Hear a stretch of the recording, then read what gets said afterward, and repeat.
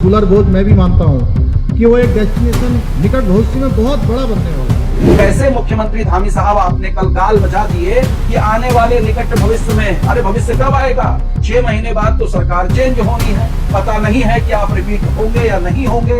इस बात का प्रमाण आखिर कैसे साबित होगा कि वो निकट भविष्य का वो कौन से साल महीने में आएगा? जब मैं गदरपुर आया था, गुलर भोज डैम पर गया था, मैंने देखा कि वो स्थान अब एक बड़ा डेस्टिनेशन बनने जा रहा है और जब वो बड़ा डेस्टिनेशन बन जाएगा तो उस क्षेत्र में आने वाले लोगों की संख्या बहुत बड़ी संख्या होने वाली है।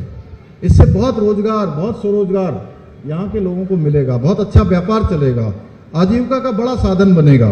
लेकिन सवाल ये उठता है कि कब उभरेगा, कितना वक्त लगेगा धामी साहब, ये आपसे पूछना लाजमी बनता है, क्योंकि गुलर भोज की जनता ये सुन सुन के पक चुकी है। पिछले 3 कार्यकाल में लगातार आपके पार्टी के विधायक यानी कि क्षेत्रीय विधायक अरविंद पांडे भी यही सब्जवाग दिखाते रहे गुलर भोज की जनता को और पूरे गदरपुर विधानसभा क्षेत्र के लोगों को। लेकिन यकीन कैसे किया जाए, क्योंकि इससे पहले भी बहुत सारे वायदे हो चुके हैं गुलर भोज डेस्टिनेशन को लेकर। लेकिन गुलर भोज डेस्टिनेशन के रूप में कैसे और किस तरीके से उभर कर आएगा, क्योंकि कनेक्टिविटी का कोई साधन नहीं है। एक आदत बस भी अगर आप कल शुरू करवा देते गुलर भोज से रुद्रपुर के लिए, काशीपुर के लिए या अन्य जगह के लिए, देहरादून के लिए या दिल्ली राष्ट्रीय राजधानी के लिए, तो माना जाता कि एक नई शुरुआत है। गुलर भोज के अंदर एक भी सरकारी रोडवेज की बस नहीं जाती है। अब जिस क्षेत्र में आवागमन की स्थिति यह हो कि डग्गा मार वाहनों का सहारा लेने पड़े, टेम्पू, 3 व्हीलर या निजी वाहनों से पहुंचना पड़े, तो वैसी स्थिति में कैसे डेस्टिनेशन के तौर पर वो क्षेत्र उभर कर सामने आ सकता है। दूसरी बात, उस डेस्टिनेशन क्षेत्र में जो एक प्राथमिक स्वास्थ्य केंद्र है, उस स्वास्थ्य केंद्र के अंतर्गत एक भी डॉक्टर नहीं है। गुलर भोज में डेस्टिनेशन पर बाहर से कोई आ गया है, आयोजन कर रहा है, किसी भी तरीके का पार्टी समागम या कुछ भी कर रहा है, और किसी की भी अगर तबीयत खराब हो जाए तो प्राथमिक उपचार के लिए भी गुलर भोज अस्पताल नाकाफी है। माननीय मुख्यमंत्री पुष्कर सिंह धामी जी, किसी को एक खरोच तक आ जाए, नजला जुकाम बुखार भी आ जाए, पट्टी लगानी हो, इंजेक्शन लगाना हो, डॉक्टर साहब नहीं है गुलर भोज के अस्पताल में। धामी साहब, बिना डॉक्टर के किसी क्षेत्र को आप पर्यटन क्षेत्र के रूप में कैसे विकसित कर देंगे? क्षेत्र की जनता को ज्यादा जरूरत गुलर भोज के अस्पताल में डॉक्टर की थी। गुलर भोज से डैम, बौर और हरिपुरा जलाशय तक पहुंचने का जो रास्ता है वो इतना आनंदमय रास्ता है कि अगर आप अपने वाहन से जा रहे हैं तो कभी भी उस वाहन में कुछ हो सकता है, टूट फूट यानी नुकसान हो सकता है।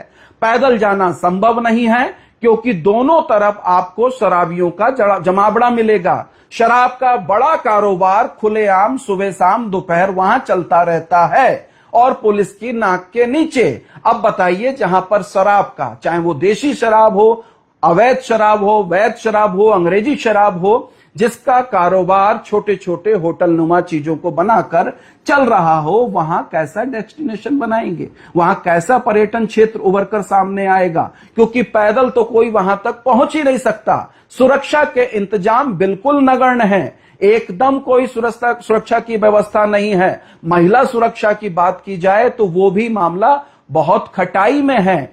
इन सारी चीजों को देखते हुए सड़क है नहीं, सुरक्षा की व्यवस्था है नहीं, कोई बस की कनेक्टिविटी है नहीं गुलर भोज के साथ, अस्पताल के पास एक डॉक्टर नहीं है, जो प्राथमिक आवश्यकताएं मूलभूत होनी चाहिए एक क्षेत्र को पर्यटन क्षेत्र के रूप में डेवलप करने के लिए, वो जीरो है, जीरो बट्टा सन्नाटा। तो कैसे मुख्यमंत्री धामी साहब आपने कल गाल बजा दिए कि आने वाले निकट भविष्य में, अरे भविष्य कब आएगा? 6 महीने बाद तो सरकार चेंज होनी है, पता नहीं है कि आप रिपीट होंगे या नहीं होंगे। इस बात का प्रमाण आखिर कैसे साबित होगा कि वो निकट भविष्य कब, कौन से साल महीने में आएगा? सबसे बड़ा सवाल यह है 685 एकड़ जमीन के नियमितीकरण का। आज भी वहां की जमीन के कागजातों में वन विभाग की जमीन लिखा हुआ आता है।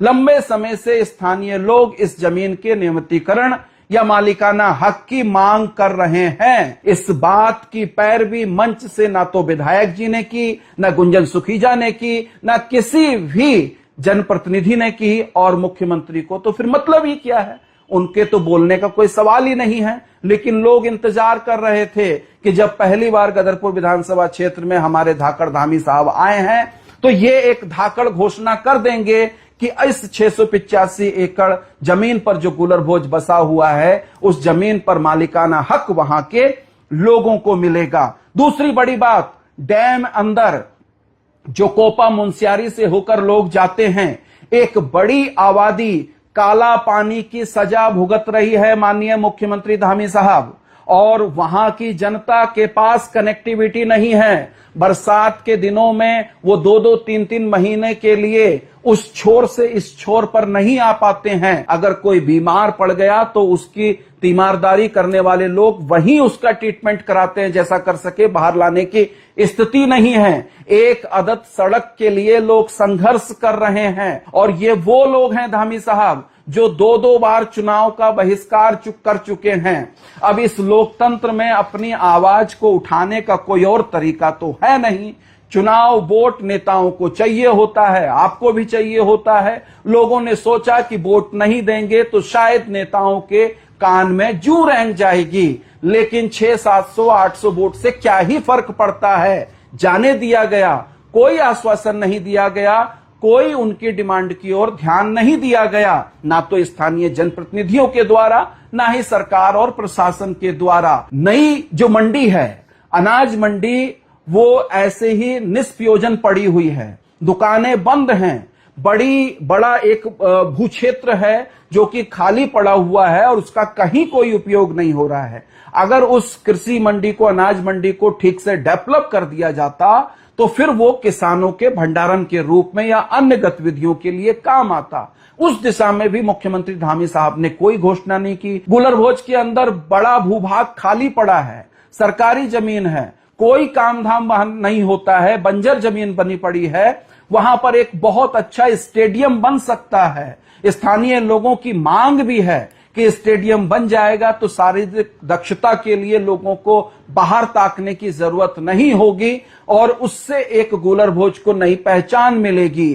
तो माननीय मुख्यमंत्री जी अगर गुलर भोज की जनता की इस पुरानी डिमांड पर भी ध्यान देते और स्टेडियम की घोषणा करते तो बहुत महान काम होता, लेकिन ऐसा नहीं किया गया। ITI जो सिर्फ जनजाति के बच्चों के लिए है, संख्या लगातार कम हो रही है, तो उस पर भी एक मांग निकल कर आई है कि इसको साझा ITI कर दी जाए, यानी कि जनजाति के बच्चों को प्राथमिकता दी जाए और सामान्य वर्ग के बच्चे भी अगर ITI करना चाहते हैं तो उनके लिए भी दरवाजे खोल दिए जाएं। शासन स्तर पर ही फैसला लेना था और शासन के मुखिया जब यहां गदरपुर में मौजूद थे तो इस बात की ओर भी कोई संज्ञान नहीं दिया गया। एक उपलब्धि माननीय धामी साहब की मैं मानूंगा गुलर भोज क्षेत्र के लिए, जो उन्होंने आश्रम पद्धति का जो कन्या विद्यालय है उसके उच्चीकरण पर स्वीकृति व्यक्त की है, यानी कि अब वो विद्यालय 10वीं से 12वीं तक हो जाएगा। ये निश्चित तौर पर बहुत अच्छी बात है और इस घोषणा का धामी साहब की स्वागत किया ही जाना चाहिए। लेकिन बहुत सारी उम्मीदें गुलर भोज के लोगों को थी और आपने भी जिस डेस्टिनेशन से सब्ज बाग दिखाए, झूठे ख्वाब दिखाए, वहां से उसको साकार करने की जो पूरी प्रक्रिया हो सकती है, उस प्रक्रिया के अंदर जितने मसले आने थे उन मसलों को आपने नहीं छुआ धामी साहब, ये बड़ी कमी रह गई।